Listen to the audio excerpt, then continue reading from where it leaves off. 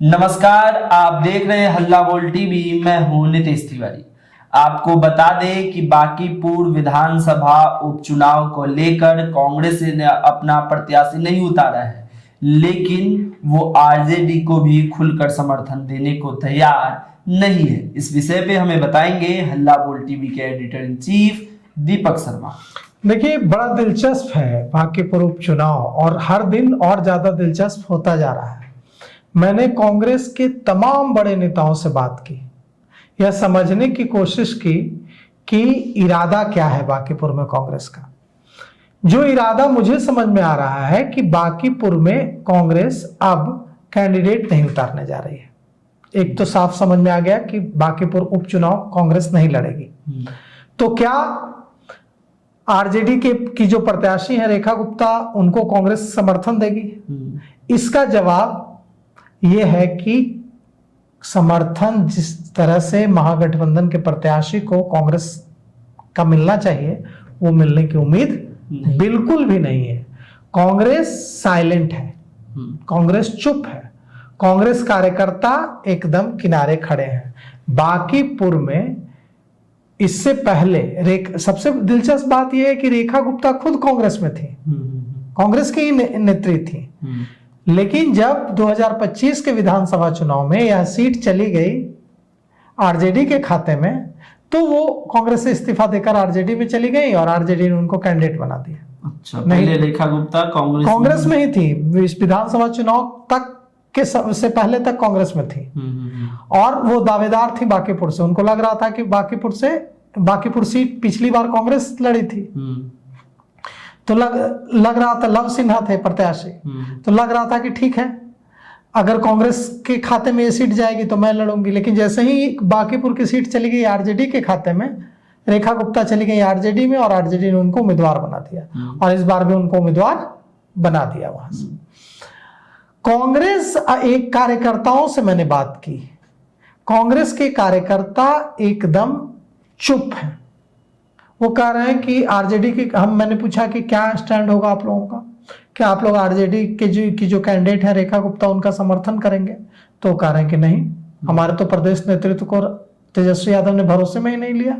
हमारे अध्यक्ष से पूछा, अध्यक्ष से बात की, हमारे अध्यक्ष राजेश राम से बात नहीं की, हमारे प्रभारी कृष्णा अल्लावरो से बात नहीं की, उनका अपमान करते हैं, उनको भरोसा में नहीं लेते हैं, झारखंड में धोखा दिया है, तो हम क्यों समर्थन करेंगे? हम प्रत्याशी नहीं उतार रहे हैं, लेकिन हम समर्थन भी नहीं करेंगे। तो पिछला चुनाव, इससे पहले का जो चुनाव था, वो कांग्रेस वहां लड़ चुकी है और कांग्रेस के जो कार्यकर्ता हैं, ऐसा नहीं है कि बांकीपुर में बिल्कुल नहीं है। बांकीपुर जो पार्टी जहां चुनाव लड़ती है, वहां उसके कार्यकर्ता मजबूत हो जाते हैं। तो बांकीपुर चुनाव लड़ी है कांग्रेस और एकदम वहां के जो कांग्रेस के जो वोटर्स हैं, वो उनको मैसेज जा रहा है कि हम आरजेडी के साथ नहीं है। तो फिर क्या होगा? कांग्रेस के कैडर अगर आरजेडी के साथ नहीं है तो कहां जाएंगे? क्या ऑप्शन है? ऑप्शन फिर प्रशांत किशोर है। ऐसा तो होगा नहीं कि कांग्रेस के कैडर भारतीय जनता पार्टी के प्रत्याशी अभिषेक बंटी को वोट करते हैं, ये तो होगा नहीं। कांग्रेस के कैडर बीजेपी को वोट देंगे नहीं। कांग्रेस पार्टी जो इशारा दे रही है, जो सिग्नल दे रही है, वो कहीं से रेखा गुप्ता के पक्ष में, आरजेडी प्रत्याशी के पक्ष में वोट देने का नहीं है, तो रेखा गुप्ता को वोट नहीं जाएगा। तो कांग्रेस का जो वोट है वो चला जाएगा कहां? कांग्रेस का वोट चला जाएगा प्रशांत किशोर के साथ, जनसुराज के साथ, अपने आप, बिना कि अगर ये लोग चुनाव से पहले प्रेस कॉन्फ्रेंस करके ये कह देते हैं कि हाँ हम आरजेडी को सपोर्ट करते हैं, तो फिर आरजेडी को वोट पड़ेगा कांग्रेस का। लेकिन अगर चुप्पी ऐसे ही रहती है कुछ दिन और, तो आरजेडी को बड़ा घाटा बांकीपुर में होगा और बांकीपुर में आरजेडी जिस अहंकार का परिचय दे रही है, उससे वो अपने लिए बड़ा नुकसान कर रही है।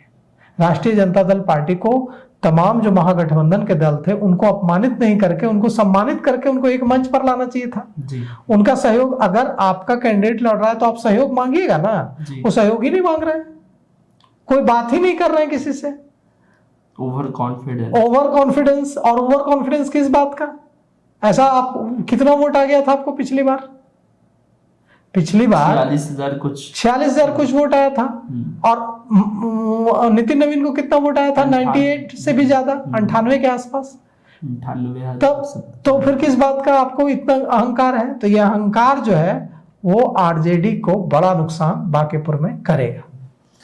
तो आपका इन सब विषयों पे क्या कुछ कहना है, हमें कमेंट करके बताइए और देखते रहिए हल्ला बोल टीवी। शुक्रिया।